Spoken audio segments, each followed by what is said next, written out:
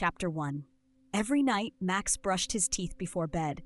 He wasn't always happy about it, but he liked the way his special blue toothpaste fizzed like a tiny volcano and smelled like bubble gum and cool mint. "Brush, brush, brush," Max mumbled, looking in the mirror. The bathroom was quiet, except for the soft scrubbing sound of his toothbrush and the little bubbles popping on his lips. Then something weird happened. His toothbrush started to vibrate. The toothpaste sizzled, the mirror wiggled, and Max felt the floor move under his feet. "Uh-oh," Max whispered. Suddenly, boom, the toothpaste shot out of his mouth like a rocket, and Max was flying, straight up, right through the bathroom ceiling. Max shouted, holding tight to his toothbrush as the blue toothpaste turned into a blasting, bubbling jetpack on his back. He zoomed past his bedroom light. He zipped through the attic. He whooshed into the night sky, which was full of glowing stars and, wait, toilet paper clouds? Max blinked. Everything around him was floating. Bathtubs drifted by like boats, rubber duckies quacked from tiny comets. And up ahead, a shining golden toilet sat on a flying platform made of tile and toothbrushes. Max gently landed on the platform, his feet slipping a little on the shiny floor. "Welcome, traveler," boomed a voice. Max turned to see a talking toilet with a golden crown and a sparkly white handle. "I am King Porcelonius III, said the toilet, "ruler of Bathroomia, and you, young brusher, are needed." "Me?" Max said, pointing to himself. "I was just getting ready for bed." "Exactly," the king replied with a royal flush sound. "Only a brave brusher could ride the toothpaste jetpack. You are the chosen one." Max's eyes went wide. "I am?" "Yes," the king said, "but beware, danger bubbles ahead." Just then, the sky rumbled. A loud blorp echoed across the clouds. And Max looked up. Dozens of flying toilets with giant plungers for wings were zooming straight toward him. "Welp," Max said, gripping his toothbrush. "Guess bedtime's gonna be weird tonight." Chapter 2. Max stood beside King Porcelonius on the floating tile platform. Around him, the sky shimmered with soft stars and toilet paper clouds that drifted like sleepy marshmallows. The golden toilet king adjusted his sparkly crown and said in a deep, squishy voice, "Bathroomia is in big, bubbly trouble." Max looked confused. What kind of trouble?" "Dr. Cavity has returned," the king said, his royal handle wobbling. "He's spreading plaque across the sky and turning our royal toilets into flying stink machines." Just then, a flying toilet zoomed by, flapping two big plunger wings and leaving behind a trail of green gas. "Pew!" Max covered his nose. "That's worse than when my brother eats chili."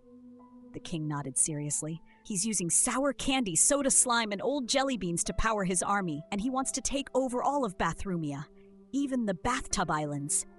From below, Max could hear a soft quack quack. A squad of rubber duckies flew past, wearing tiny helmets. "We must prepare for battle," the king said. "Come meet the Toothbrush Army." He led Max down a bubbly staircase made of soft soap bars. At the bottom, Max saw them. Rows and rows of toothbrush soldiers, each standing tall with gleaming bristles and toothpaste spears. They saluted with a scrub swish.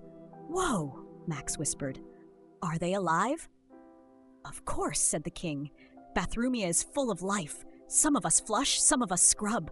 A fancy-looking toothbrush with a curly mustache stepped forward. "I am General Bristles," he said with a bow. "We've been waiting for the minty one." Max grinned. "That's me. You've been chosen by the jetpack paste," the general said. "You must lead us." "Lead you where?" Max asked, suddenly a little nervous. "To Gumdrop Swamp," the king replied. "It's the only way to get to Plaque Mountain, where Dr. Cavity lives." Max took a deep breath. "Okay, I'll go, but can I keep the jetpack?" The king smiled. "Of course, and take this." He handed Max a sparkling, double-headed toothbrush sword. It hummed with minty power. Just then, a loud horn sounded. A sky scroll opened above them with big glowing words, "Warning, flying toilets incoming." Max looked up at the sky. "Well," he said, strapping on his jetpack, "I guess it's go time." Chapter 3. Max flew through the air with General Bristles by his side.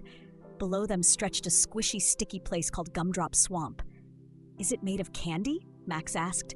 "Oh yes," said the general, "but don't eat it. It's cursed with sugar bugs." The swamp sparkled under the soft bathroom lights in the sky. It was full of gooey gumdrops, wiggly licorice vines, and strange trees that grew marshmallow toothpaste pods. With a splorp, Max landed knee-deep in purple goop. "Bluff!" he shouted. "It's like stepping in someone's old jelly sandwich." The Toothbrush Army marched behind him, boots making sticky shloop-shloop noises. Suddenly, something rustled in the licorice vines. "Stay alert," whispered General Bristles. "We're not alone." Out from the sugar fog jumped a group of cavity critters, tiny gray creatures with crooked teeth and wild hair, wearing gummy bear armor. They giggled as they bounced and rolled across the gumdrops. "No brushing! No flossing! No more minty bossing," they chanted, throwing sticky jawbreakers like snowballs. "Yikes!" Max ducked as a giant sour ball whizzed past his head. "Charge!" shouted the general. Toothbrushes spun through the air, scrubbing critters left and right. Max switched his toothbrush sword to whirl mode, spinning in circles and spraying a minty mist from his jetpack. "Take that, sugar bugs!" he shouted, twirling like a foamy tornado. The critters shrieked and ran, slipping and sliding back into the swamp, leaving behind glittery sprinkles and banana peels. "We did it!" Max cheered, laughing and catching his breath. One brave toothbrush gave him a high five. Plap! The general wiped swamp goo off his bristles. "Well done, Sir Maximus of Mint," he said proudly. "You've earned your stripes." "Do I get an actual stripe?" Max asked. The general peeled a minty sticker from his belt and slapped it on Max's pajama sleeve. "Whoa," Max whispered. "That's official." Suddenly, a glowing bubble floated down from the sky and popped gently in front of them. Inside was a sparkling map, drawn with toothpaste. "The path to Plaque Mountain," said the general. "We're almost there." Max nodded. "Let's scrub that villain for good." Chapter 4. Max and the Toothbrush Army stood at the edge of Plaque Mountain. It was tall, it was crusty. It smelled like burnt marshmallows, pickles, and someone's old lunchbox. "Ah," Max groaned, holding his nose. "That's worse than the school bathroom on chilly day." Dark clouds swirled above, and the mountain oozed thick, sticky molasses. Giant candy canes leaned like crooked trees, and the ground was covered in crunchy caramel crumbs. At the top of the mountain stood a giant throne made of candy wrappers and moldy floss, and sitting on it was the grumpiest villain Max had ever seen. "Dr. Cavity!" shouted General Bristles. The villain rose.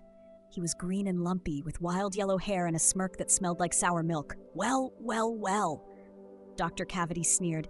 "If it isn't the Minty Boy and his bristle buddies." Max held up his toothbrush sword. "We're here to clean up your mess." Dr. Cavity laughed and snapped his gooey fingers.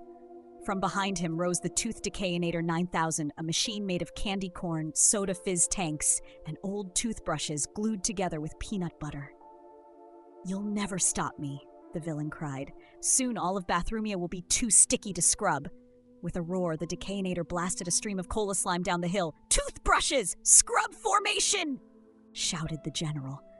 The army charged, spinning, scrubbing, and twirling their bristles like battle fans. Max zoomed into the sky, turned his jetpack to super bubble mode, and launched sticky blobs of minty foam at the machine. Poof, poof, poof! The foam hit the fizz tanks and made them pop like soda cans in the sun. "No!" Dr. Cavity screamed as he slipped on a giant jelly bean. Max flew higher, twirling with his toothbrush sword in circles. "Mom always says, brush in circles!" He spun faster and faster, creating a mint cyclone that swirled through the air, lifting the villain and his machine right off the mountain. With a final floosh, the Decayinator exploded into a harmless cloud of glittery soap bubbles. Dr. Cavity shrieked as he shrank down into a squeaky clean bar of soap, bouncing down the mountain with a sad little boing, boing, boing. The army cheered. "Victory!" cried the general. Max landed on the peak, panting, smiling, and a little dizzy. "Did we do it?" he asked. King Porcelonius floated down on a golden toilet seat, beaming with joy. "You saved Bathroomia," the king said. "You truly are Sir Maximus of Mint." Max smiled. "Can I go to bed now?" "Soon," said the king. But first, the king. Chapter 5. The sky above Bathroomia sparkled, the clouds were calm, the flying toilets were back to being polite and quiet, and King Porcelonius was doing a happy flush dance. "You did it," the king said. "Dr. Cavity has been scrubbed clean." Max smiled sleepily. That was the weirdest bedtime ever. The Toothbrush Army lined up to salute him. Each one gave a gentle swish and a proud sparkle. General Bristles stepped forward and handed Max a special medal, the Golden Bristle of Bravery. "Thanks," Max said, yawning. "I'm going to wear it forever, or at least until I grow up." The king bowed deeply.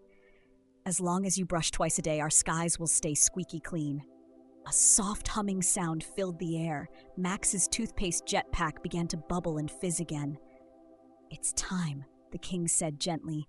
"You must return to the land of blankets and pillows." "But will I ever come back?" Max asked. "Only the chosen brusher knows," the king replied with a wink. "And perhaps when the time is minty." Max floated up slowly as a toilet paper rainbow bridge stretched across the sky. He waved goodbye to the king, the toothbrushes, the rubber ducky guards, and even the flying toilets, who gave him a polite toot of farewell. Whoosh! Max zoomed back through the stars, through the ceiling, through the attic, and plop, he landed softly in his bathroom, toothbrush still in hand, pajamas still on, jetpack gone. He blinked. Was it real? His cat peeked in from the hallway, tilted its head, and meowed like it knew something. Max looked at the sink. Right next to his toothpaste was a tiny, glittery crown. He grinned, then he turned off the light, hopped into bed, pulled up his blanket, and whispered, "I wonder what happens if I floss."